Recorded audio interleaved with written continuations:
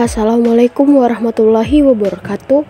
Kami dari kelompok 5 akan membahas tentang pengawasan dan pengendalian organisasi. Adapun anggota kelompok yaitu yang pertama Mulyana Anugrahan Nisa, yang kedua Muhdian Pratama Putra, yang ketiga Reski Amalia, yang keempat Andi Muh Aman Z, yang kelima Malikah Balkis, dan yang keenam Alia Fadilah. Pembahasan yang pertama yaitu latar belakang. Pengawasan dan pengendalian perlu dilakukan agar perusahaan tetap bisa beradaptasi terus dengan perubahan lingkungan. Dengan demikian, fungsi pengawasan tidak saja dilakukan untuk memastikan agar kegiatan perusahaan berjalan sebagaimana dengan rencana yang telah ditetapkan, akan tetapi juga agar kegiatan yang dijalankan sesuai dengan perubahan lingkungan.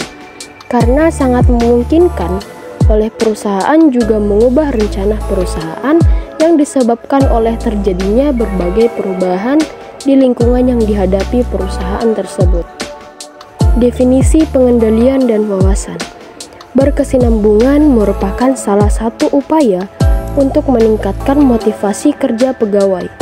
Salah satu faktor yang dapat meningkatkan motivasi kerja adalah adanya bimbingan serta pelaksanaan pengawasan dan pengendalian sehingga pegawai akan mengetahui setiap kesalahan atau kekeliruan yang diperbuat dan kemudian dapat diberi bimbingan dan pembinaan sehingga dapat bekerja dengan memiliki dorongan yang positif dan dapat meningkatkan kinerjanya. Selanjutnya, tujuan dari pelaksanaan pengawasan dan pengendalian dalam organisasi. Pengendalian bertujuan untuk meningkatkan akuntabilitas dan keterbukaan, juga menekankan tahapan-tahapan perbaikan atau koreksi yang objektif jika terjadi adanya perbedaan atau penyimpangan antara pelaksanaan kegiatan dengan perencanaan yang telah ditetapkan. Terdapat beberapa tujuan dari pengendalian adalah sebagai berikut. Yang pertama, menghentikan atau menghilangkan kesalahan, penyimpangan, penyelewengan, pemborosan, hambatan, dan ketidakadilan. Yang kedua, mencegah adanya kembali kesalahan, penyimpangan, penyelewengan, pemborosan, hambatan, dan ketidakadilan. Yang ketiga, mendapatkan cara yang lebih baik atau mempertahankan yang telah baik.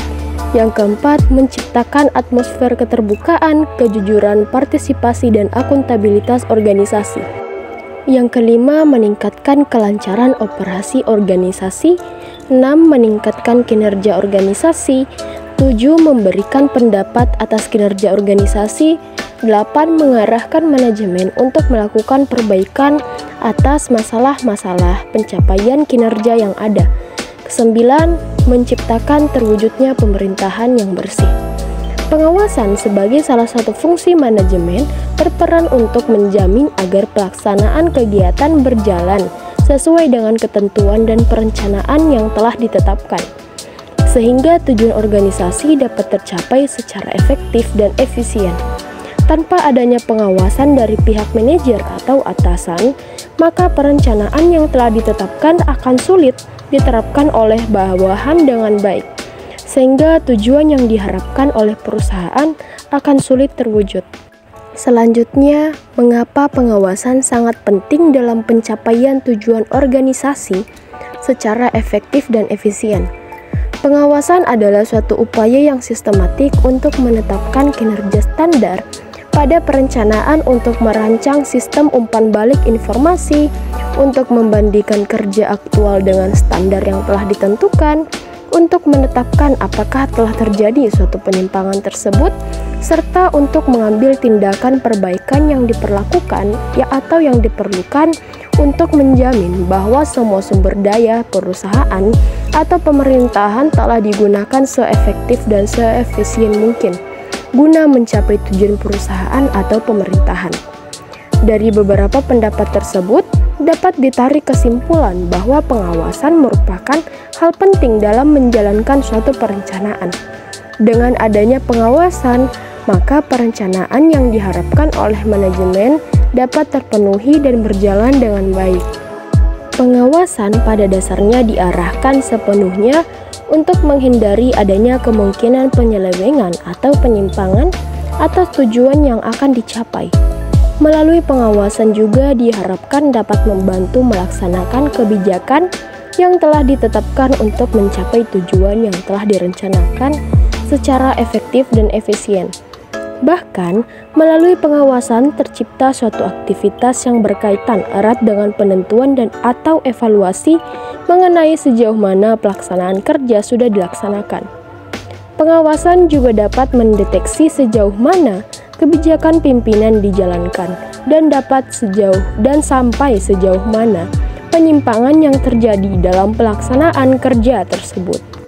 Pada dasarnya ada beberapa pengawasan yang dapat dilakukan, yaitu yang pertama, pengawasan intern dan ekstern. Pengawasan intern adalah pengawasan yang dilakukan oleh orang atau badan yang ada di dalam lingkungan unit organisasi yang bersangkutan. Sedangkan pengawasan ekstern adalah pemeriksaan yang dilakukan oleh unit pengawasan yang berada di luar unit organisasi yang diawasi. 2. Pengawasan preventif atau represif. Pengawasan preventif lebih dimaksud dengan pengawasan yang dilakukan terhadap suatu kegiatan sebelum kegiatan itu dilaksanakan, sehingga dapat mencegah terjadinya penyimpangan. Lazimnya pengawasan ini dilakukan pemerintah dengan maksud untuk menghindari adanya penyimpangan pelaksanaan keuangan negara yang akan membebankan dan merugikan negara lebih besar. Sedangkan di sisi lain, pengawasan represif adalah pengawasan yang dilakukan terhadap suatu kegiatan setelah kegiatan itu dilakukan. Pengawasan model ini lazimnya dilakukan pada akhir tahun anggaran, di mana anggaran yang telah ditentukan kemudian disampaikan laporannya. Yang ketiga, pengawasan aktif dan pasif. Pengawasan dekat atau aktif dilakukan sebagai bentuk pengawasan yang dilaksanakan di tempat kegiatan yang bersangkutan. Hal ini berbeda dengan pengawasan jauh atau pasif yang melakukan pengawasan melalui penelitian dan pengujian terhadap surat-surat pertanggungjawaban yang disertai dengan bukti-bukti penerimaan dan pengeluaran. Yang keempat, pengawasan kebenaran formil menurut hak dan pemeriksaan kebenaran material mengenai maksud tujuan pengeluaran. Dalam kaitannya dengan penyelenggaraan negara, pengawasan ditunjukkan untuk menghindari terjadinya korupsi, penyelewengan, dan pemborosan anggaran negara yang tertuju pada aparatur atau pegawai negeri. Dengan dijalankannya pengawasan tersebut, diharapkan pengelolaan dan pertanggungjawaban anggaran dan kebijakan negara dapat berjalan sebagaimana direncanakan. Selanjutnya, bagaimana jadinya jika seorang manajer tidak melakukan pengawasan dengan baik? Tanpa adanya pengawasan dari pihak manajer atau atasan, maka perencanaan yang telah ditetapkan akan sulit diterapkan oleh bawahan yang baik, sehingga tujuan yang diharapkan oleh perusahaan akan sulit terwujud. Jika seorang manajer tidak melakukan pengawasan dengan baik, hal ini dapat menyebabkan beberapa konsekuensi yang merugikan, seperti yang pertama, kinerja yang buruk, yaitu kurangnya pengawasan dapat mengakibatkan penurunan kinerja tim atau unit kerja karena kurangnya arahan, pemantauan, dan bimbingan. Yang kedua, ketidakjelasan tujuan. Tanpa adanya pengawasan yang tepat, tujuan dan ekspektasi mungkin tidak terdefinisi dengan baik, sehingga dapat menyebabkan kebingungan dan kekacauan di antara anggota tim.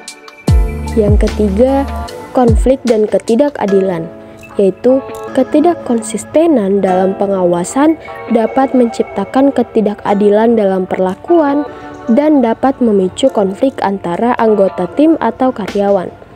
Yang keempat, pengeluaran yang tidak efisien, yaitu tanpa pengawasan yang efektif, sumber daya dapat digunakan secara tidak efisien sehingga dapat menyebabkan peningkatan biaya dan waktu yang terbuang.